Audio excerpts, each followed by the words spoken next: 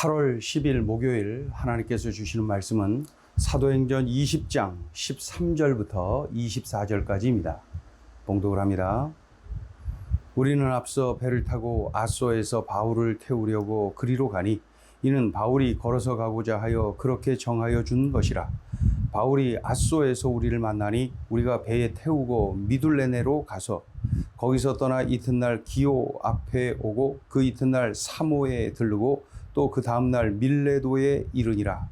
바울이 아시아에서 지체하지 않기 위하여 에베소를 지나 배 타고 가기로 작정하였으니 이는 될 수 있는 대로 오순절 안에 예루살렘에 이르려고 급히 감이러라. 바울이 밀레도에서 사람을 에베소로 보내어 교회 장로들을 청하니 오매 그들에게 말하되 아시아에 들어온 첫날부터 지금까지 내가 항상 여러분 가운데서 어떻게 행하였는지를 여러분도 아는 바니 곧 모든 겸손과 눈물이며 유대인의 관계로 말미암아 당한 시험을 참고 주를 섬긴 것과 유익한 것은 무엇이든지 공중 앞에서나 각 집에서나 거리낌 없이 여러분에게 전하여 가르치고 유대인과 헬라인들에게 하나님께 대한 회개와 우리 주 예수 그리스도께 대한 믿음을 증언한 것이라. 보라, 이제 나는 성령에 매여 예루살렘으로 가는데 거기서 무슨 일을 당할는지 알지 못하노라. 오직 성령이 각 성에서 내게 증언하여 결박과 환난이 나를 기다린다 하시나 내가 달려갈 길과 주 예수께 받은 사명 곧 하나님의 은혜의 복음을 증언하는 일을 마치려 하면은 나의 생명조차 조금도 귀한 것으로 여기지 아니하노라. 아멘. 바울 일행이 드로아에서 출발했지요. 이때 사도 바울은 일행과 헤어져서 아소까지 혼자 걸어갑니다. 혼자 가면서 복음을 전하고 가르치고 선포했던 것이 분명합니다. 혼자 간 이유가 또 있겠지요. 아소에서 일행을 다시 만나지요. 그래서 사도 바울은 그 만난 일행과 그 이후로 같이 또 여행을 합니다. 그 여행한 지역을 보니까 미둘레네, 기오, 사모, 그 다음에 밀레도에 이른 것을 봅니다. 미둘레네, 기오, 사모, 그리고 밀레도에 이르지요. 이들 지명들이 쭉 기록되어 있습니다. 14절, 15절에 기록이 되어 있습니다. 물론 이 지역들을 여행하는 중에 그저 아무 의미 없이 다닌 것이 아니라 복음을 전했을 것이 분명합니다. 복음 전하러 간 것이니까. 그렇죠? 사도 바울 일행이 한 가지 결정을 합니다. 어떤 결정인가요? 걷지 말고 배를 타고 가자. 걷지 말고 배를 타고 가자. 이후로는 이제 밀레도에서부터는 걷지 말고 배를 타고 가자는 거예요. 그 이유가 뭡니까? 오순절 전에 이 예루살렘에 도착하기 위해서 그러자는 거예요. 우리 16절 읽어봅니다.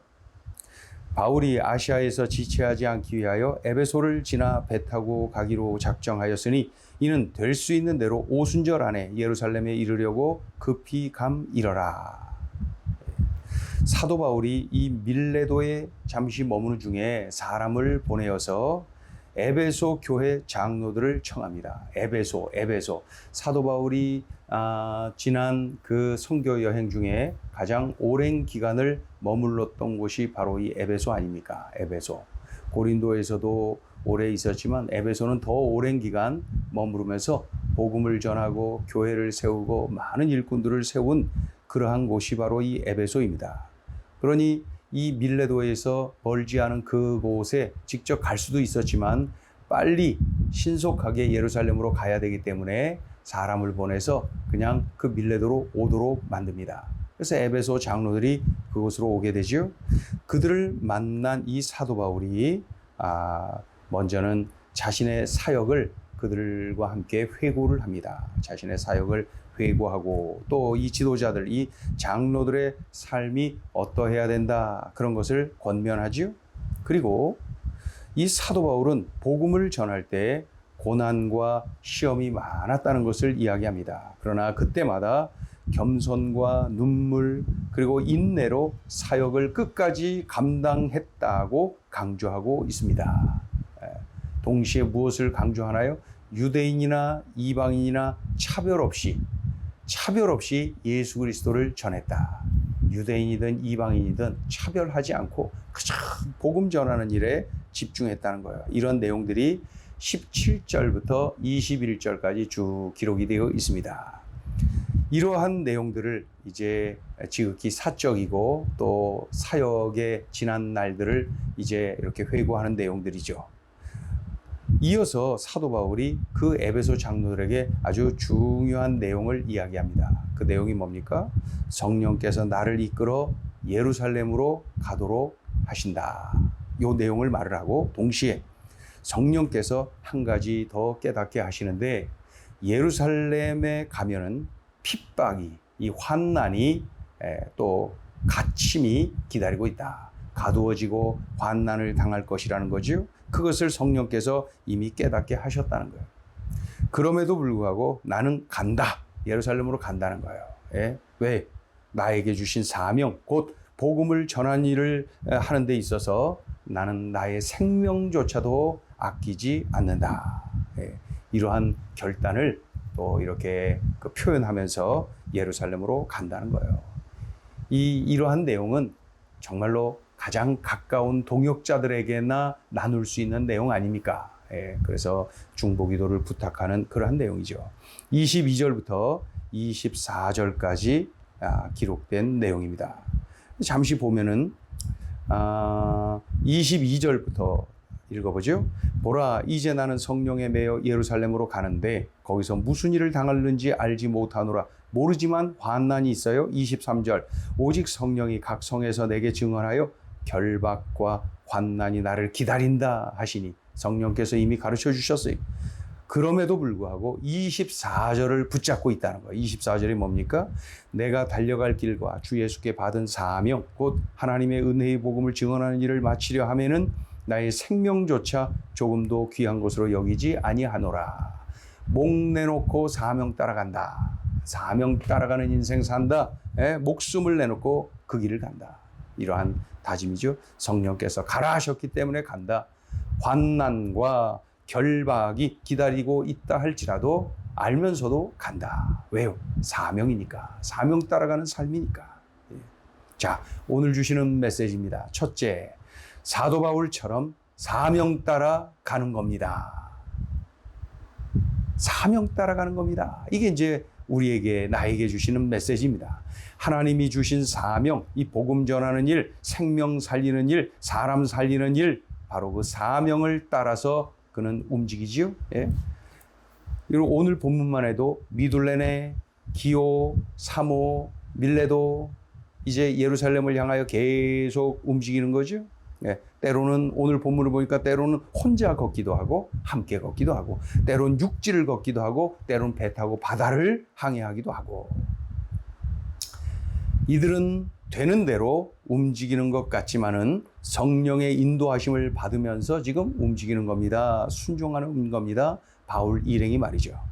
그러니 어느 한 곳도 의미 없는 곳이 없어요. 모든 곳이 귀합니다. 왜요? 성령의 이끄심으로 간 곳이고 성령의 이끄심으로 만난 사람들이고 그러하기 때문에 그런 것이죠. 그러니 의미 있는 곳, 주님의 뜻이 있는 곳, 모든 곳이 그러했고 모든 사람들이 그러했습니다. 더욱이 성령께서 예루살렘으로 가라 하시죠. 동시에 그곳에서 결박과 환난이 기다리고 있다, 이렇게 알려주십니다. 인간적으로 갈 수 있겠습니까? 예. 그러나 갑니다. 왜요? 사명을 주셨기 때문에 그래요. 그래서 가는 거예요. 그러니까 사명을 나의 안일함보다도 더 우선시, 더 중요시 여기는 겁니다. 그러니 이런 상황에서도 담대할 수 있어요. 왜요? 사명 따라가는 삶은 어떠한 환난 중에서도 담대합니다. 사명을 주신 하나님이 책임져 주시기 때문에 그래요.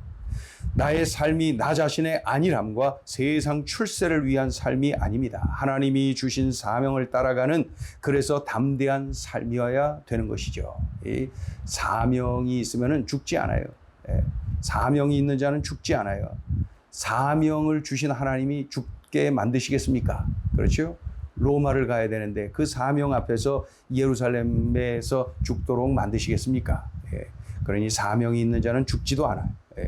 우리들의 짧은 인생은 이 사도 바울처럼 사명 따라가는 인생이어야 됩니다. 하나님이 나에게 주신 사명 있나요? 우리 모두에게 주신 복음 전파의 사명, 사람 살리는 사명, 그것은 우리 모두에게 주신 사명. 또 개개인에게 주신 사명이 있죠. 나에게만 주신 사명이 있죠. 우린 이 두 가지 형태의 이러한 사명을 우리가 가지고 있습니다. 우리의 남은 생에 사명 따라가는 삶을 살아야지요. 주님 부르시는 그날 그 자리까지 우리는 사명 따라가는 삶을 살아야죠. 사명을 따라가다 보면 이렇게 담대합니다. 그리고 값진 인생, 멋진 인생, 담대한 인생, 행복한 인생을 살아갈 수가 있는 것이죠. 기왕 예수 믿고 사는 것, 기왕 한평생 사는 것, 우리의 삶이 사명 따라가는 삶이어야 합니다. 자, 둘째 주시는 메시지입니다. 사도 바울처럼 하나님의 전략을 믿고 기대하는 겁니다. 하나님의 전략을 믿고 기대하는 겁니다. 이 사도 바울은 알고 있지요. 예수님의 뜻. 예수님의 뜻이 뭐예요? 로마도 들어야 하리라. 사도 바울 보고 로마 가라는 거예요. 로마에서 복음 전하라는 거예요. 이미 이 사명을 주셨어요. 예? 로마에 가는 것, 사도 바울이 로마에 가는 것 주님의 뜻입니다. 주님의 바람, 주님의 계획, 예? 주님의 마음이에요. 그러니 지금 예루살렘으로 가서 갇히고 환난을 당한다 해도 안 죽어요. 그것은 로마로 가는 과정이라는 것 사도 바울은 확신하고 있는 거예요. 왜요? 나에게 로마로 가라고 말씀하셨고 그 말씀하신 주님께서 나를 로마로 보내실 것이 분명하기 때문에 그렇습니다. 예. 아무튼 우리 주님이 나를 로마로 보낼 것이다 이런 확신이 있기 때문에 예루살렘에 잠시 들르는데 그곳이 마지막이 아니라는 것 알고 있죠. 그곳에서의 환난, 그곳에서의 이렇게 결박되는 것, 그것이 결과가 아니라는 것 이미 확신하고 있지요. 예? 그런 것이 결과가 아니고 과정이라는 것을 확신하면서 동시에 이 사도 바울이 품고 있는 마음이 뭐예요? 기대감입니다. 하나님이 어떤 전략을 쓰실까? 기대감입니다. 어떤 방법으로 나를 로마로 보내주실까? 예루살렘에서 도대체 어떤 계획을 가지고 계시는 걸까? 기대감으로 충만합니다. 예. 기대감이 충만하니까 담대함이 있어요. 예. 저 사람은 뭘 믿고 그래? 뭘 믿고 그래요? 우리 주님이 말씀하셨거든요, 이미. 이렇게 담대하고 이렇게 기쁠 수가 있습니까? 예. 사명 끌어안은 자, 주님의 뜻을 아는 자, 주님의 인도하심을 받는 자, 이렇게 참으로 담대할 수가 있습니다. 행복할 수가 있는 거예요. 두려움 대신에 기대감으로 충만합니다. 사도 바울처럼 하나님의 전략을 믿고 기대하는 것입니다. 우리가 주님의 뜻대로 살면서 당하는 여러 가지 어려움이 있을 수 있습니다. 그런데 우리는 그 현장에서 사도 바울처럼 기대감을 가져야 돼요. 우리 주님이 나를 어떻게 건져주실까? 우리 주님이 나를 어떻게 이끌어 가실까? 이번에 우리 주님이 나를 향하여 어떤 방법을 쓰실까? 이러한 믿음의 기대감으로 충만할 때에 우리는 두려움, 염려 대신에 담대함과 기대감으로 충만할 수가 있는 것이죠. 이게 예수 믿는 사람의 모습 아닙니까? 이 정도 돼야 되는 것 아닙니까? 우리가 어느 환경에서나 하나님의 전략을 믿고 기대하는 것, 그것이 바로 예수 믿는 사람의 삶이어야 되는 것이죠. 오늘 우리가 기대해야 되겠습니다. 사도 바울처럼 하나님의 전략을 믿고 기대하는 겁니다. 내가 처한 상황이 어떠하든지 관계없이 결박과 환난이 준비되어 있는 예루살렘이라 할지라도 분명한 것은 그것은 과정일 뿐이고 하나님이 나를 분명히 이끄시고 건지시고 인도하시고 도와주시고 사용하신다. 이러한 기대감으로 충만할 때 우리는 예루살렘을 바라보면서 낙심하는 것이 아니라 그 이후에 있을 로마를 바라보며 기대감으로 충만할 수가 있는 것이죠. 오늘 이 말씀을 꽉 붙잡고 참으로 예수의 제자답게 그리스도의 사람답게 아주 그렇게 담대하게 살아가야 되는 것입니다. 기도하겠습니다. 하나님 아버지 고맙습니다. 들려주신 말씀이 참으로 귀하고 귀합니다. 우리의 상황이 어떠하든지 간에 오늘 들려주신 이 말씀 끌어안고 이 말씀을 적용하며 이 말씀을 살아내게 하여 주시옵소서. 예수님의 이름으로 기도 올리옵나이다. 아멘.